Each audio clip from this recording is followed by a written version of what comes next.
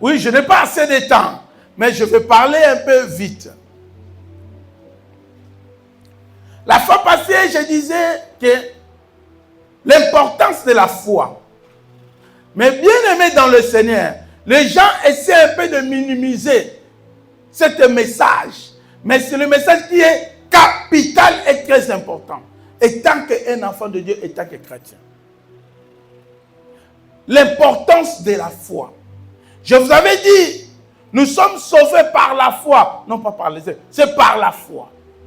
Je vous avais dit, les justes vivons par la foi.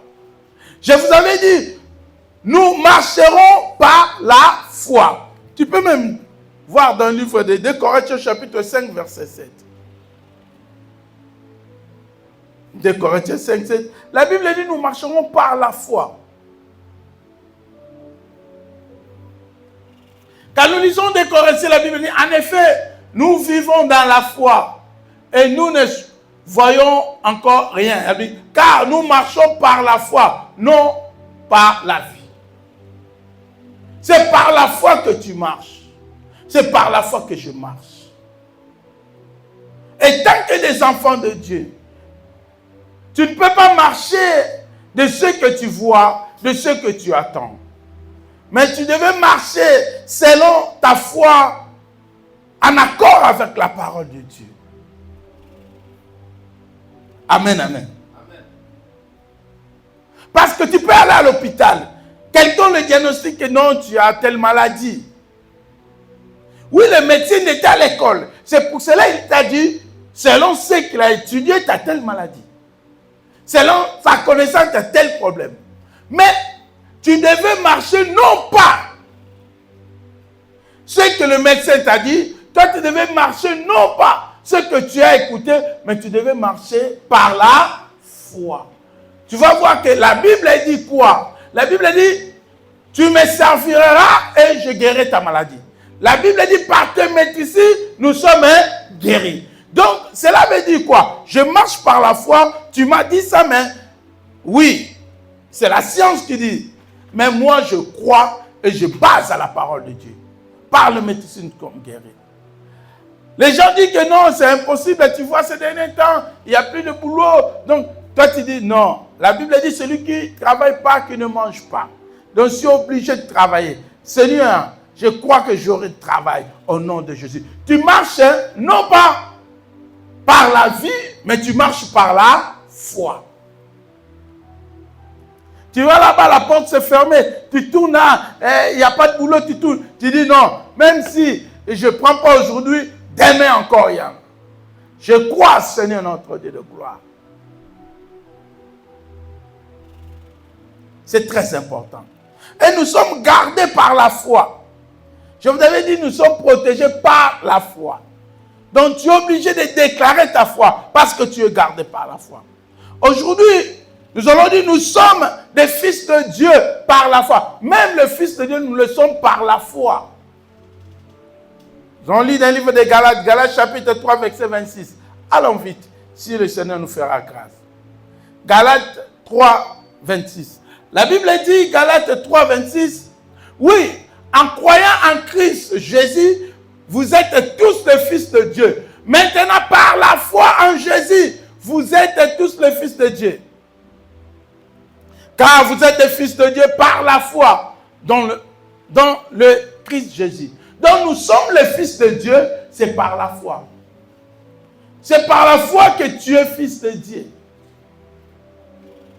Tu commences à voir combien ta foi est très importante dans la marche avec Dieu. Les gens sont le parcours avec Dieu. Ta foi est capitale, crois-moi.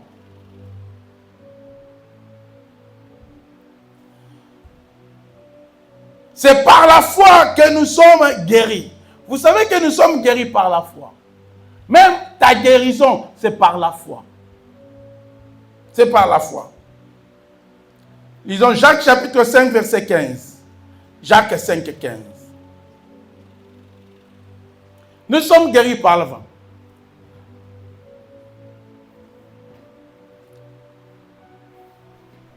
Dans le livre de Jacques, chapitre 5, verset 15, la Bible dit, La prière faite avec foi. Suis-moi bien. Ici, c'est très capital et très important. La prière faite avec foi sauvera le malade. Le Seigneur le relèvera. S'il a commis quelques péchés, il lui sera pardonné. Mais la Bible dit quoi? C'est la prière faite avec foi. On ne dit pas la prière seulement. C'est la prière faite avec foi. Pour dire que tu es guéri par la foi. Non pas par la prière. Par la prière avec foi. Donc si tu pries sans la foi, il n'y a rien qui se passera. Quelque part, je veux vous étonner pour dire que Dieu n'exauce pas la prière, mais Dieu exauce ta foi. Quand tu lis ça, tu vas comprendre que Dieu exauce ta foi. C'est la prière avec foi qui va te guérir. Dieu exauce la foi que tu as et non la prière que tu vas prononcer. Tu peux prier pendant 1 heure du temps. Mais quelqu'un qui a la foi, il prononce des paroles pendant 5 minutes. Dieu va l'exaucer. Dieu exauce. Retenez ça. Dieu exauce pas mes prières, mais exauce ma foi dans la prière.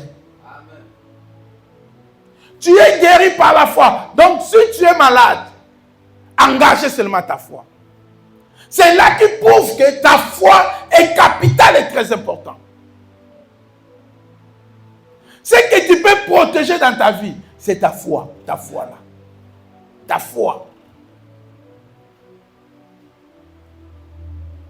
Nous sommes vainqueurs. C'est par la foi. Je peux dire, nous vaincrons aussi des difficultés. C'est par la foi que nous vaincrons des difficultés. Des situations dures. C'est par la foi. Des situations compliquées dans ta vie. C'est par la foi. Allons vite. Allons dans le livre des Romains. Romains chapitre 4, versets 18 à 21. Romains 4, 18. Suis bien. Nous vaincrons les difficultés par la foi. Par la foi.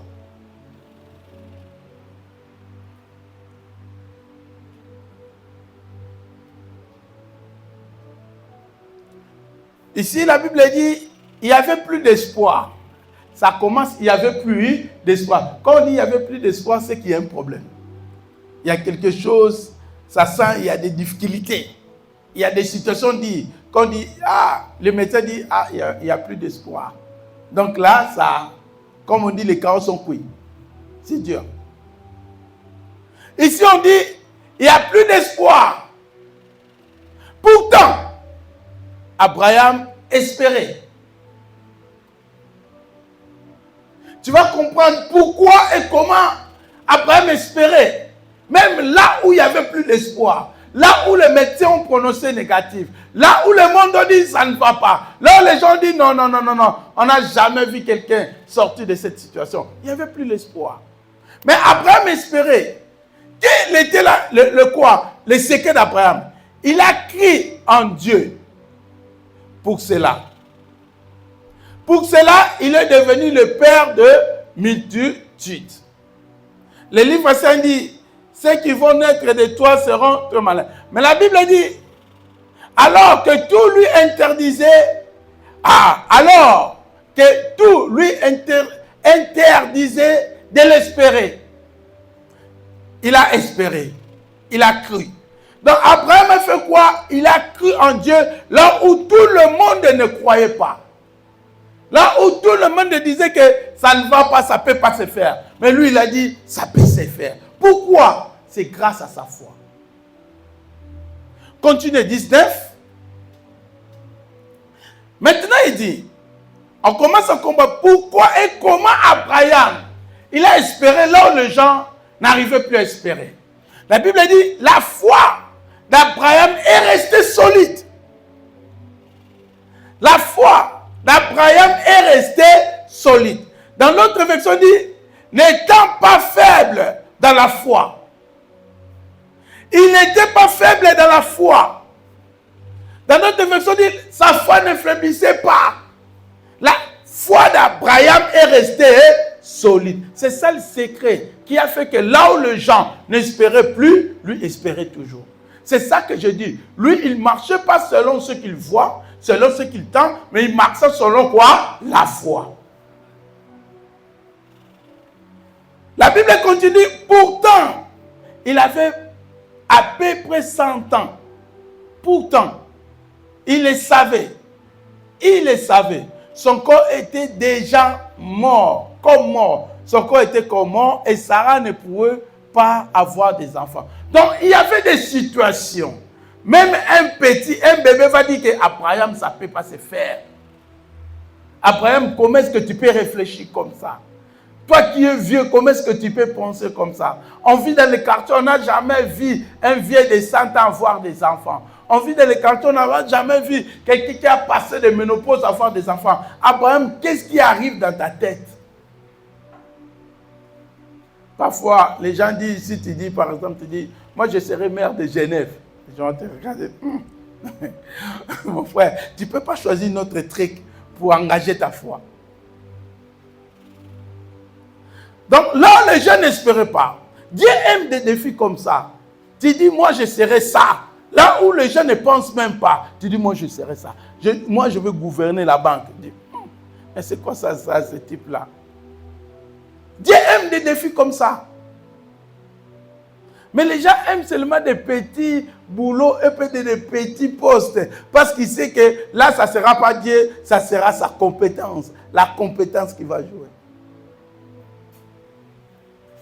Mais Abraham avait 100 ans. La Bible dit, pourtant il avait à peu près 100 ans et il savait son corps. Et tant qu'un être humain, il ne peut pas avoir des enfants.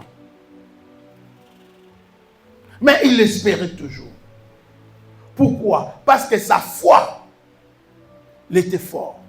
Ne faiblissez pas dans la foi. Mes frères et sœurs dans le Seigneur, les choses que tu peux garder précieusement, je peux dire que c'est ta foi. Continuez, 220, la Bible dit.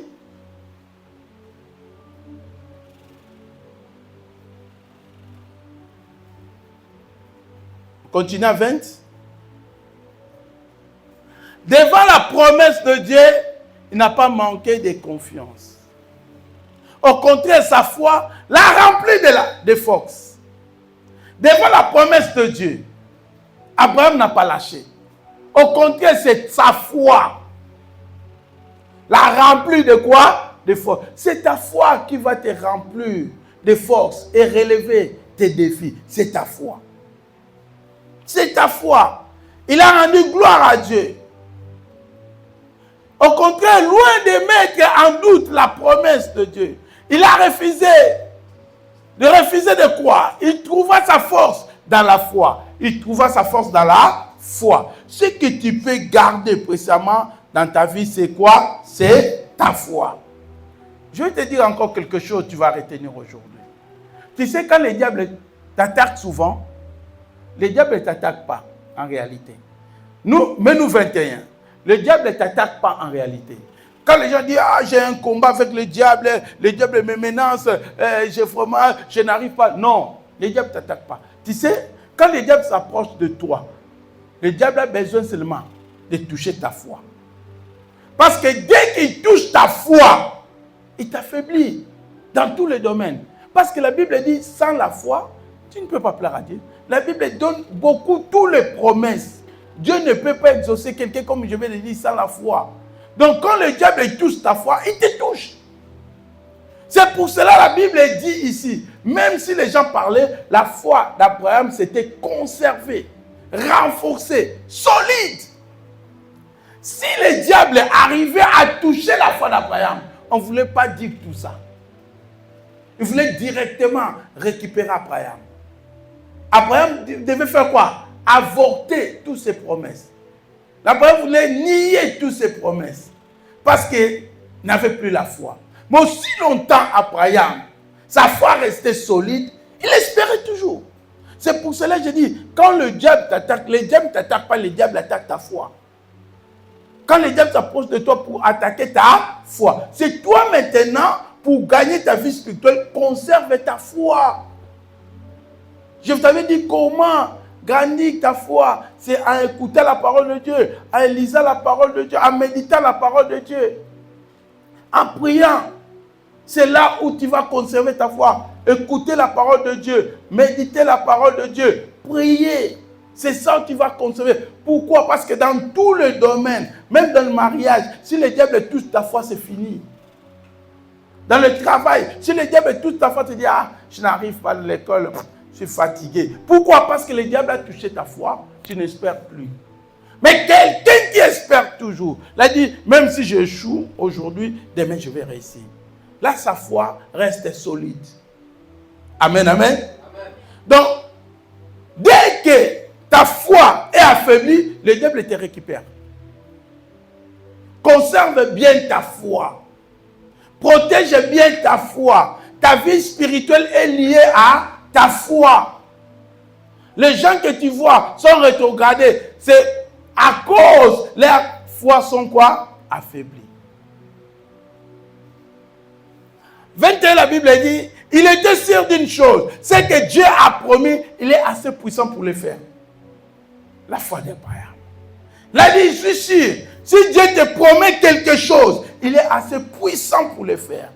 Mes frères, Dieu a 1000 façons d'intervenir dans la vie de quelqu'un. C'est quelqu'un qui croit encore à la parole. Quelqu'un qui croit encore à Christ. Vous devez croire devant les échecs, devant les défis. Tu dis, Dieu est assez puissant pour le faire. Tu tapes, la porte se ferme. Tu tapes, il n'y a pas de travail. Tu tapes, tu dis, Dieu est assez puissant pour me donner du boulot. C'est ça la foi. Devant les défis, devant les circonstances. Tu dis, oui, Dieu est assez puissant. Là où les gens, tu vois dans la vie, il y a toujours quelqu'un qui va te dire, eh, tu sais ça, tu connais ça. Et toi tu dis, c'est vrai, hein? Souvent on répond comme ça. Il y aura toujours quelqu'un qui va te chuchoter dans les oreilles, qui va te parler pour affaiblir ta foi. C'est quitte à toi de lui répondre, tu dis non, moi je suis un enfant de Dieu, né de nouveau. Il faut être fier, je suis un enfant de Dieu. Pas seulement un enfant de Dieu, mais né de nouveau. Je crois à ce Dieu. Je sais. Même s'il y a des défis, crois-moi. Je vais les vaincre un par un. Crois-moi. C'est ça la foi. Vous savez, Abraham a fait quoi? Depuis la promesse de Dieu jusqu'à ce que la promesse soit accomplie. Qui lise la Bible? Qui lise la Bible? La foi vient de ce qu'on attend. Si vous ne lisez pas la Bible, comment est-ce que vous aurez la foi? Il faut attendre, il faut lire. Je vous encourage encore. La Bible, tu ne peux pas seulement prendre. Tu peux mettre maintenant, il y a des Bibles d'audio. Tu mets dans les oreilles. Tu entres dans le bus, tu écoutes ta parole. Oui. Et c'est cela, ça va te sauver un jour. Abraham, durant tout ça, fait 25 ans pour attendre la promesse de Dieu. 25 ans. Mais toi et moi, on a fait combien de temps pour la promesse de Dieu? Abraham a fait 25 ans. C'est pour cela, la Bible dit, lui-même il savait son corps. Il avait 75 ans quand le Seigneur l'a visité. Et il a 100 ans quand il a eu ça, tout ça. Mais il n'a pas nié. Chaque fois les enfants de Dieu, le Seigneur vous donne des promesses. Le Seigneur vous parle. Il vous révèle les choses. Mais aujourd'hui, tu viens à l'église. Tu dis, waouh, les prédications d'aujourd'hui, ça m'a vraiment touché. Cette prédication, ça m'a relevé. Il faut que je me lève dans la foi. Mais demain, tu vois, toi encore, tu commences à sombrer. Tu sais quoi? Parce que ta foi n'est pas protégée. Tu vas seulement protéger ta foi en lisant la parole de Dieu. Tu vas seulement protéger ta foi en écoutant la parole de Dieu. Tu vas seulement protéger ta foi en priant. C'est là où tu peux protéger ta foi. Sans quoi, personne qui est à l'abri. Le diable viendra, quand il vient seulement toucher, c'est que tu as la foi d'abord. Parce que s'il touche ta foi, tu nuis même. Tu vas accepter le diagnostic des médecins. Tu vas accepter la négativité. Tu vas accepter tous les échecs. Garde ta foi. Amen, amen. Mettez-nous Marc chapitre 9, verset 23. Allons vite pour finir. Marc 9, 23. Vous connaissez l'histoire de Marc, chapitre 9, 23. La Bible dit, si tu peux, Jésus lui répondit, pourquoi est-ce que tu dis, si tu peux faire quelque chose, tout est possible pour celui qui croit. Il y avait un papa, que son enfant souffrait d'épilepsie. Et il a envoyé son enfant les disciples. Les disciples ont prié, il n'y avait rien. Comme il n'y avait rien, les disciples discutaient, Jésus n'était pas là. Jésus débarque, quand vous lisez l'histoire, il vient et les gens viennent saluer Jésus. Jésus dit, c'est quoi cet attroupement? Il dit, non, écoutez, le papa commence à dire à Jésus, j'ai amené mon enfant auprès de tes disciples, mais il n'y a rien. Ils n'ont rien fait. Mais quand l'enfant vit Jésus, l'enfant est tombé par terre. La Bible dit maintenant, Jésus commence à parler avec le papa. Ça fait combien de temps, des années? Papa commence à lui expliquer, oui, ça date, c'est l'esprit-là, il lui pousse même à être noyé, même à côté du feu. Donc, mais maintenant, quand Jésus voulait guérir cet enfant, le papa là va dire quelque chose, il a dit, si tu peux, c'est la négation. Est-ce que tu peux faire quelque chose? Si tu peux, Jésus a dit, mais oui, le papa, il avait un problème de difficulté. Mais tes difficultés-là, tu les gagneras seulement par la foi. Mais le Jésus, il a dit, je ne peux pas intervenir si avec tes difficultés, tu n'as pas la foi. Tu viens avec ton enfant devant moi, mais tu dis, si tu peux. Cela veut dire que tu ne le crois même pas. Tu t'attends encore. Jésus a dit, non, ça ne passe pas comme ça. Et le papa l'a dit, maintenant Jésus lui dit, si tu peux, il a dit non. C'est croire. Toutes choses sont possibles à celui qui croit. La Bible dit croire.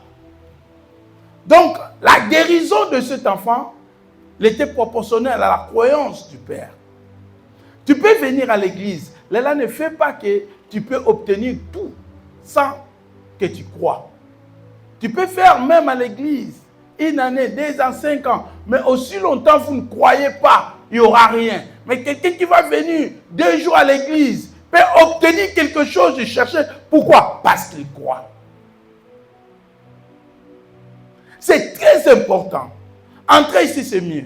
Mais croire en Christ, croire à la parole de Dieu, croire que le Seigneur est capable de le faire, et il le fera, c'est très capital. Sinon, vous pouvez faire des années sans rien. Allons vite dans le livre de 1 Jean chapitre 5, verset 4. 1 Jean 5, 4. 1 Jean 5, 4, la Bible dit, car tout ce qui est né de Dieu triomphe le monde. Quand on dit triomphe le monde, donc dans le monde il y a des choses, il faut se battre pour triompher. Je n'ai jamais vu quelqu'un dire qu'il a triomphé sans pourtant se battre. Tu es d'accord avec moi? On n'a jamais vu que, parce que tous ceux qui sont l'enfant de Dieu peuvent vaincre le monde. Je n'ai jamais vu quelqu'un dire que je suis vainqueur sans se battre.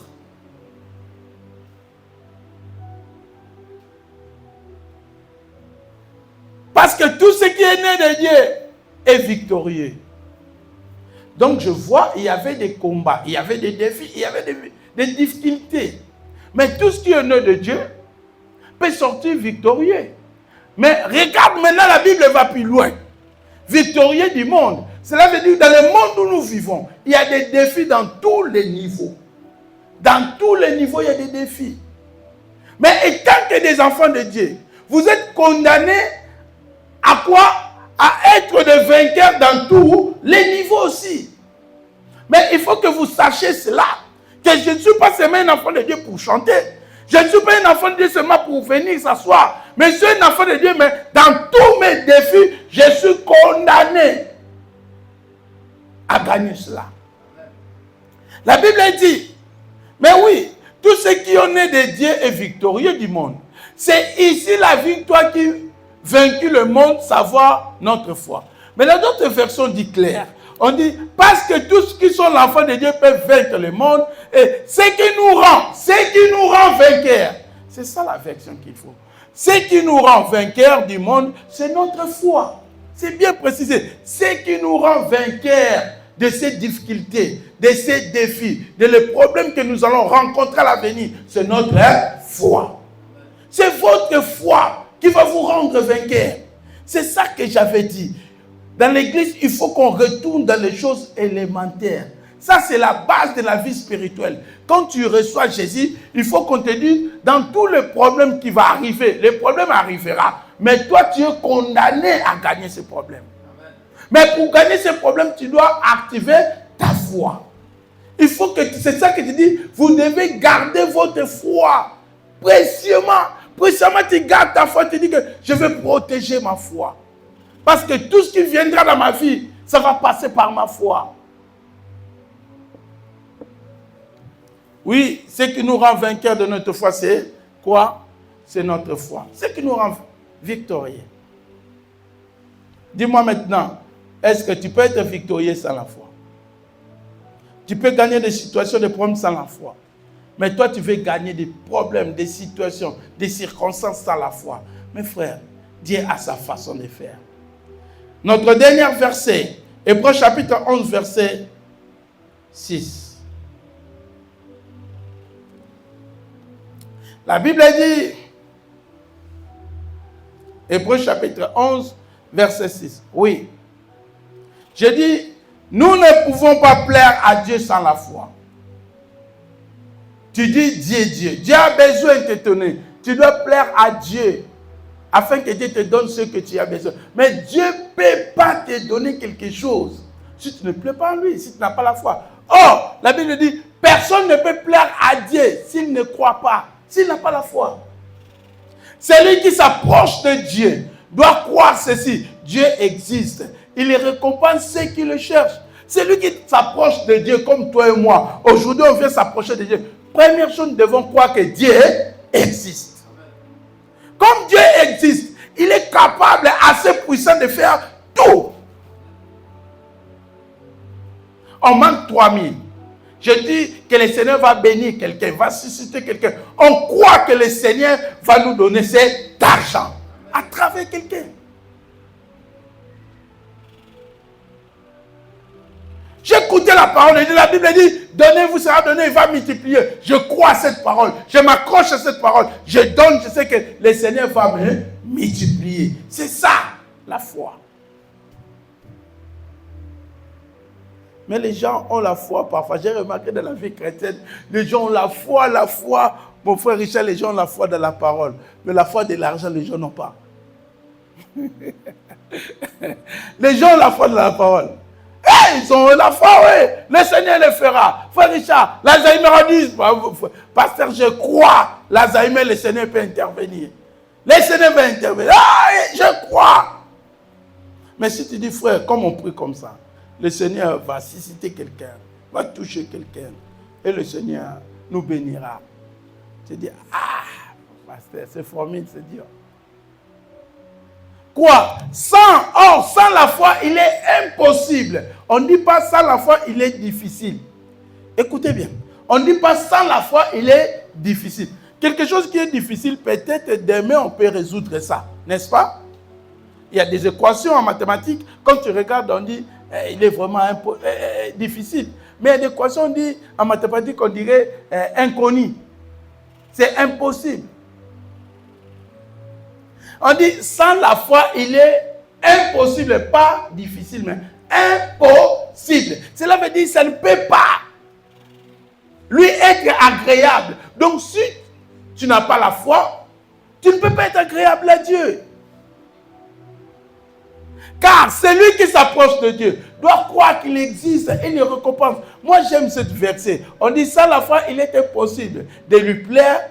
Car il faut que celui qui s'approche de Dieu croit que Dieu est et qu'il est le rémunérateur de ceux qui le cherchent. Le rémunérateur. Qui connaît le rémunérateur? Je vais m'arrêter ici. Qui c'est rémunérateur? De toute façon, vous tous, vous connaissez le français. Les gens qui ont des vocabulaire dans la tête. Qui connaît le rémunérateur?